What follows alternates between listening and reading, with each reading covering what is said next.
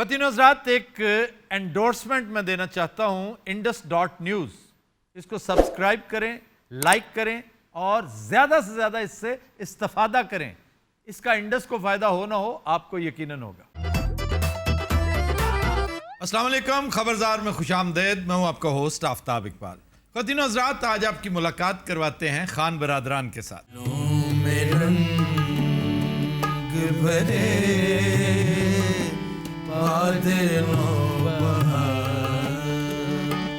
चले चले बिया गुलशन का चले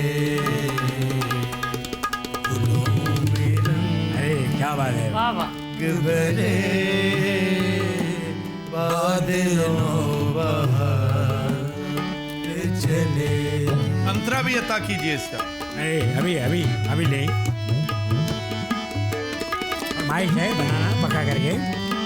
अच्छा, वो कफस उदास वाला। कफस उदास है यारो सबा से कुछ तो कहो, तो बहरे खुदा आज जिक्र चले चले बिया गुलशन का कारवां चले। वाह जी वाह, वाह वाह। बता रहा था अबे जरूर ये गालबन जेल की शायरी है, जिंदा नामा जी। वैसे साहब को जब सजाए मौत हो गई थी भाई, हाय हाय, काल कोठड़ी में रहा इतना बड़ा शायर, तुम्हारा सजाए मौत हो चुकी थी, उसको एग्जीक्यूशन नहीं मिली। ऐसे बहुत बड़ा बड़ा लिटरेचर, बहुत बड़ा काम जेलों के अंदर हुआ है। तो आगा शोरश कश्मीरी, आगा शोरश कश्मीरी ने बहुत कुछ किया। मौलाना मौदूदी साहब तो खैर सर सैयद कुतुब शहीद रहमतुल्लाह अलैह। कुतुब शहीद, मतलब तफहीमुल कुरान आधी से ज्यादा जेल में लिखी गई। फिर वैन गॉग जो असाइलम में रहा, उसने क्या क्या चीजें वहां पे पेंट की। ਜਿਹੜੇ ਬੰਦੇ ਨਹੀਂ ਕੰਮ ਕਰਦੇ ਉਹਨਾਂ ਨੂੰ ਜੇਲ੍ਹ 'ਚ ਭੇਜ ਦਿਆ ਫਿਰ। मियाँ साहब चले थे गए ने। ये नवाज शरीफ साहब भी जेल में, देखें ये जितने बड़े लोग थे। अब नेल्सन मंडेला ने जेल में जाते ही सबसे पहले कहा, उन्होंने कहा जी कोई और चीज चाहिए, उसने कहा कागज और कलम दे दो। हर बड़े आदमी ने यही कहा होगा, बेशक मेरी चश्मे तस्वुर भी यही देखती है। मैं नाम नहीं ले रहा, इस वक्त मौजूदा मीडिया के ऊपर मौजूद हैं वो शख्स। वो कहते हैं कि मुझे मार्शल लॉ दौर में जेल फेंक दिया गया, तो मुझे डराने के लिए एक मेजर साहब आ गए। मैं शाही कले में था, तो मैंने कहा मुझे डरावा ना दो, मैं बेरोजगार नहीं होता, मैं जेल में रहकर अगर प्रूफ रीडिंग ही करता रहूं तो मेरे बच्चे पल जाएंगे। वाह वाह। उसने कहा कि मुझे कागज और कलम दीजिए।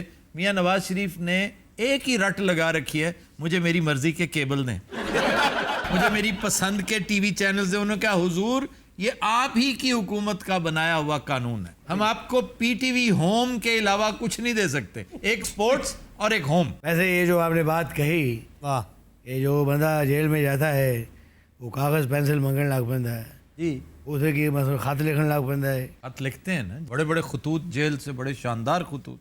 भुट्टो की किताब इफ आई एम असैसिनेटेड, ये जेल में लिखी गई थी। जी जी। और इसका मैन्यूस्क्रिप्ट स्मगल आउट हुआ था, प्रहन चोपड़ा ने इसका इंट्रोडक्शन लिखना था। हमारे भाई भी गए थे जेल में, आय हाय।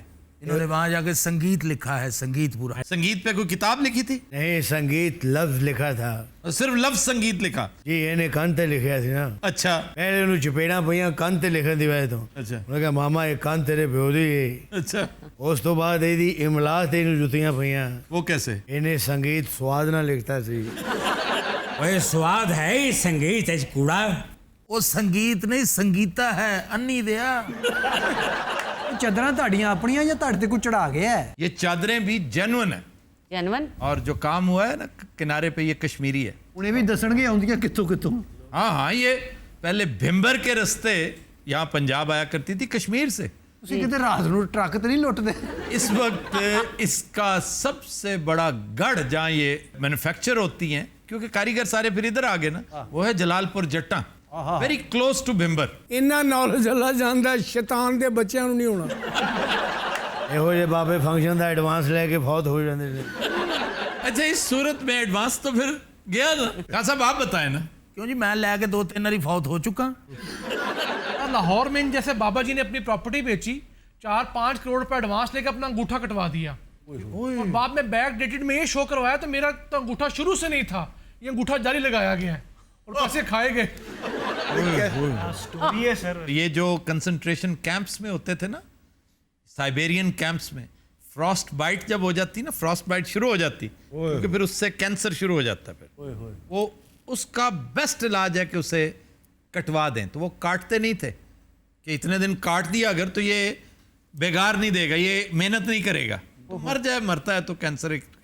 तो फिर जो समझदार कैदी थे वो अपने दांतों से अंगूठा काटते थे। अच्छा ਇਹੋ ਜਿਹੇ ਨੌਲੇਜ ਵਾਲੇ ਬੰਦੇ ਕੋਲ ਨਾ ਡਾਕਟਰ ਵੀ ਨਰਵਸ ਹੋ ਕੇ ਫਿਰਨ ਡਿਆ ਹੁੰਦਾ। नहीं आप फिल्म देखें, जैक रिचर, नई फिल्मों में से एक है, टॉम क्रूज की, ये 2-3 साल पुरानी फिल्म। जी जी मैं देखी। उसमें ये सीक्वेंस है दिखाया, भाई ने भी बचपन में अंगूठा काट खाया। अपना अंगूठा। नहीं, ताया जी था वो क्यों? ਇਹ ਛੋਟਾ ਜਿਹਾ ਸੀ, ਅਸੀਂ ਇਹਨੂੰ ਰੋਜ਼ਾ ਰਖਵਾਤਾ अच्छा ਔਰ ਠੀਕ ਅਸਰ ਦੇ ਟਾਈਮ ਇਹ ਮਰਨ ਵਾਲਾ ਹੋ ਗਿਆ। ਇਹਨੂੰ ਤਾਇਆ ਹੀ ਸਾਹਮਣੇ ਲੱਭਾ। ਤਾਏ ने कहा भी ये समोसा खा ले। इन दोनों भाइयों ने मेरे लिए बहुत कुछ किया। अबे भाई ये छोटा तू सारा कुछ ते लिख के दे दे, ਅਸੀਂ तेरे लिए जो कीता ना, ते अपनी बकवास बंद कर ला। भाई जब पैदा हुआ अम्मी फौत हो गई। ओए होए। दादा जान ने इसको पाला, दूसरे दिन वो भी फौत हो गए। उसके बाद इसकी जिम्मेदारी चाचा जान के पास चली गई। वो भी फौत हो गए। नहीं, वो दौड़ गए। और तुम यहाँ बैठे सिर्फ उंगलियों के कड़ाके निकालते रहते हो, कोई काम भी करते हो? ਮੈਂ ਤੁਹਾਡੀਆਂ ਗੱਲਾਂ ਸੁਣੀ ਜਾ ਰਿਹਾ, ਖੁਦਾ ਦੀ ਅੰਗੂਠੇ ਕਸਮ। ਚੈੱਕ ਕਰ ਰਿਹਾ ਜੀ। ਤੁਹਾਨੂੰ ਲਾਲ ਮਿਰਚਾਂ ਤੋਂ ਲੈ ਕੇ ਹਲਦੀ, ਪਿੰਡਾਂ ਦੇ ਵਿੱਚ ਕੱਟੇ ਗਰਦੋ ਗੁਬਾਰ, ਜਿਹੜੀ ਚੀਜ਼ ਦਾ ਤੁਹਾਨੂੰ ਨੌਲੇਜ ਨਹੀਂ ਇਹੋ ਜਿਹੇ ਹੈਗਾ। ਬਾਬੇ ਕੁੱਤਾ ਪੈਣ ਤੋਂ ਪਹਿਲੇ ਵੀ ਹੋ ਖੈਰ ਜਾ ਪੁੱਤਰ, ਤੂੰ ਕਿਸੇ ਦੀ ਟੈਂਪੋ ਬੋਲ ਕੇ ਹੀਟ ਹੋਈ ਜਾਣ ਦੇ।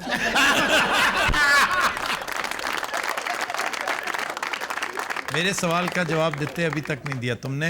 कोई काम भी करते हो या सिर्फ यहाँ बैठे वक्त ज़ाया? ਮੇਰਾ ਕੰਮ ਕਰਨਾ ਨਾ ਕਰਨਾ ਇੱਕ ਮਾਮੂਲੀ ਜੀ ਗੱਲ ਹੈ। ਮੈਂ ਤੇ ਲਾ ਇਲਾਹਾ ਇਲਾ ਮੁਹੰਮਦ ਤੁਹਾਡੀਆਂ ਗੱਲਾਂ ਸੁਣ ਕੇ ਹੈਰਾਨ ਹੋ ਗਿਆ ਕਿ ਇੱਕ ਬੰਦੇ ਨੂੰ ਇੰਨੀਆਂ ਗੱਲਾਂ ਨਹੀਂ ਯਾਦ ਰਹਿੰਦੀਆਂ। ਇਹ ਅੱਲਾ ਦੀ ਰਹਿਮਤ ਮੈਨੂੰ ਲੱਗਦਾ ਹੈ। ਅੱਲਾ ਦੀ ਰਹਿਮਤ ਹੋਰ ਹੁੰਦੀ ਹੈ, ਦਿਮਾਗ ਦਾ ਖਲਲ ਹੈ।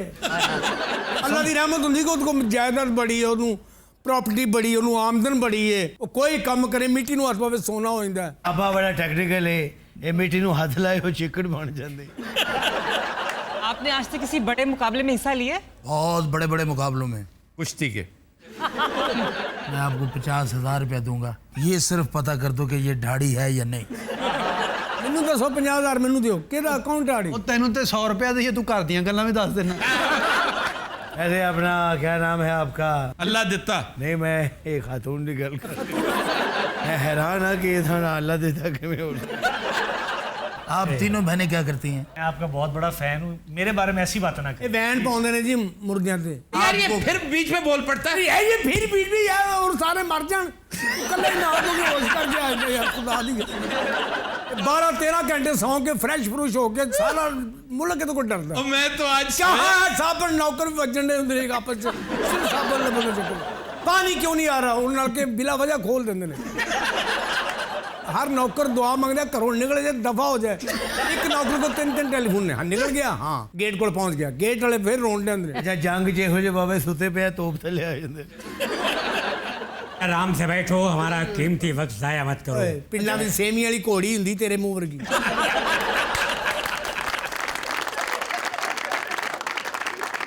क्या रे गाना था मेहदी हसन साहब का, वो सुनाओगे? अरे बताओ।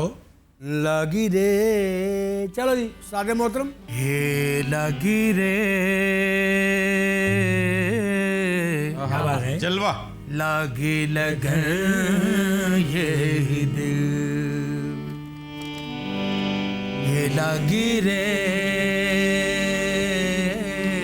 इधर तगड़ा होके कमजोरी नाल कहन दे टका के लगन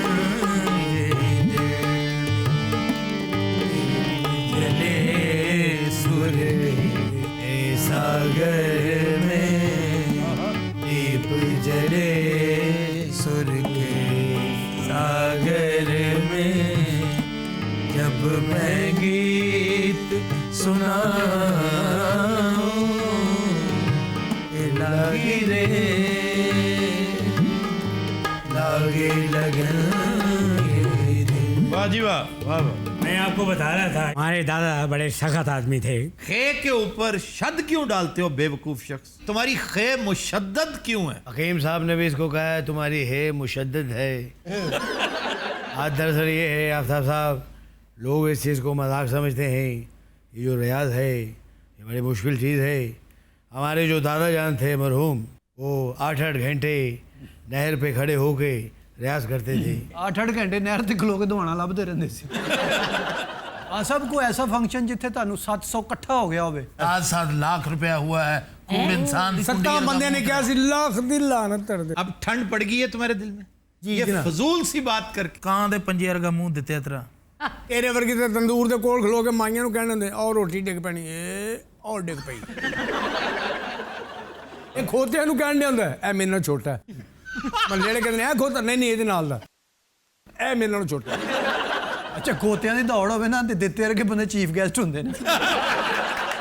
ऐसे आपके जो दित्ता साहब हैं, हाँ जी, बड़े इंटेलिजेंट है माशाल्लाह। ये हो साइंसदान चांदते जाके वाशरूम लाते रहते। यार चांद के बारे में हमारी चश्मे तस्वर बहुत अच्छा सोचती है। क्या किसको भेज रहे हो वहाँ? और ये तो कहते हैं कि सबसे पहले चांद पे बंदर भी गया था। स्पेस में सबसे पहले कुतिया गई थी, रूसी कुतिया थी, उसका नाम था लायका। वो 2 दिन होते रहे ये चांदते, फिर उन्हें साइंसदान उबाड़ लिया।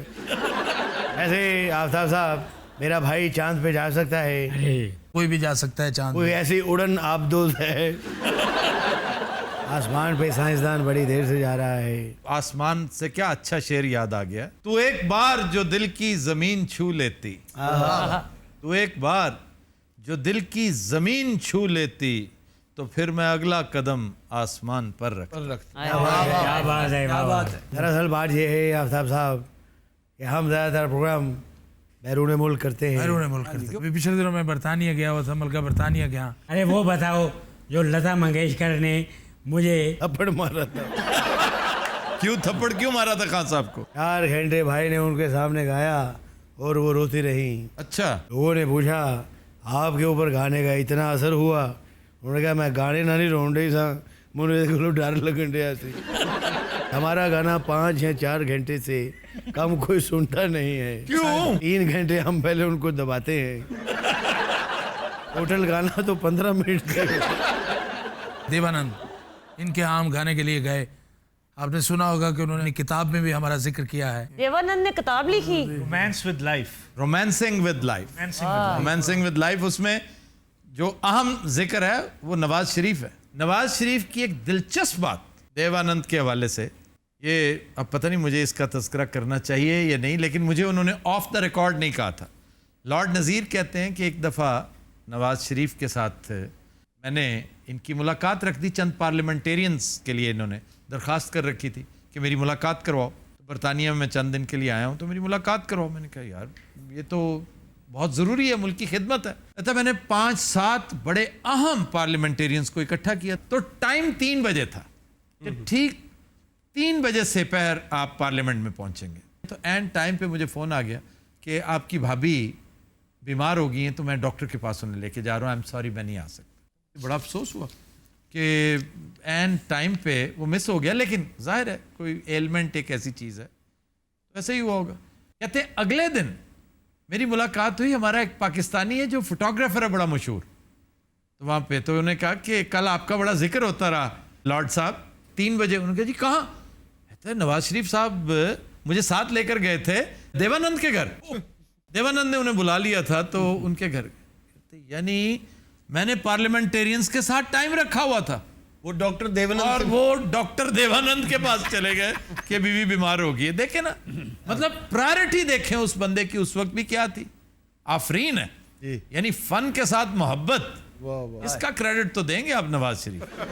अरे आपके यहाँ इतने प्रोग्राम होते हैं, इतने गेट टुगेदर्स होते हैं, आपने हमें कभी बुलाया नहीं। इसके लिए केटरिंग का काम करते हो? बोस की एमी नहीं पेंडिंग। तो दिन रात हम लेते हैं एक ब्रेक, हमारे साथ रहिएगा।